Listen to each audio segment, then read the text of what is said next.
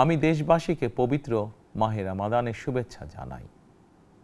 রামাদান আত্মশুদ্ধির মাস। আমরা যদি আত্মশুদ্ধি শব্দটির মর্মার্থ উপলব্ধি করি, তাহলে এই মাসে মানুষের ভোগান্তি বাড়ার কথা নয়। যদিও আমাদের অনেকের মধ্যেই এই মাসটিকে ঘিরে ব্যবসায় অধিক মুনাফা লাভের প্রবণতা লক্ষণীয়। আপনাদের প্রতি আমার বিনীত আহ্বান, রামাদানের পবিত্রতা রক্ষার্থে এই মাসটিকে আপনারা ব্যবসা মুনাফা লাভের মাস হিসাবে পরিগণিত করবেন না। দ্রব্যমূল্য যাতে সাধারণ মানুষের নাগালের বাইরে না যায়, এ ব্যাপারে ব্যবসায়ীরা দয়া করে সতর্ক থাকবেন। হাজারো প্রাণের বিনিময় একটি মাফিয়া সিন্ডিকেটের পতন ঘটিয়ে রাষ্ট্র এবং সরকারের জনগণের অধিকার প্রতিষ্ঠার অঙ্গীকার নিয়েই আমরা রাষ্ট্র পরিচালনার দায়িত্ব গ্রহণ করেছি। বিএনপি সরকার সকল ক্ষেত্রেই অনাচার অনিয়মের সকল সিন্ডিকেট ভেঙে দিতে বদ্ধপরিকর ইনশাআল্লাহ। ক্ষুদ্র মাঝারি কিংবা ছোট বড় সকল ব্যবসায়ীদের প্রতি বর্তমান সরকারের দৃষ্টিভঙ্গি সহজ এবং স্পষ্ট।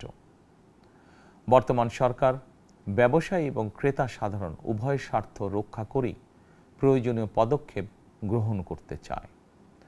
সুতরাং সরকারের পক্ষ থেকে কী ধরনের উদ্যোগ গ্রহণ করলে বাজার পরিস্থিতি নিয়ন্ত্রণে থাকবে কিংবা ক্রেতা বিক্রেতা উভয়েরই স্বার্থ রক্ষা হবে, এ ব্যাপারে আপনাদের যে কোনো ধরনের পরামর্শ কিংবা অভিযোগ শুনতে সরকার প্রস্তুত। ক্রেতা বিক্রেতা গ্রহীতা এই সরকার সকলেরই সরকার। এই সরকার আপনাদেরই সরকার। আপনারাই ভোটের মাধ্যমে এই সরকারকে রাষ্ট্র পরিচালনার দায়িত্ব দিয়েছেন। আপনারাই এই সরকারের শক্তি। প্রিয় দেশবাসী, পবিত্র রামাদান মাসে রোজাদারগণ বিশেষ করে ইফতার, তারাবি, সেহরি এই সময়গুলোতে নিরবিচ্ছিন্নভাবে গ্যাস, পানি ও বিদ্যুৎ সরবরাহ পেতে চান।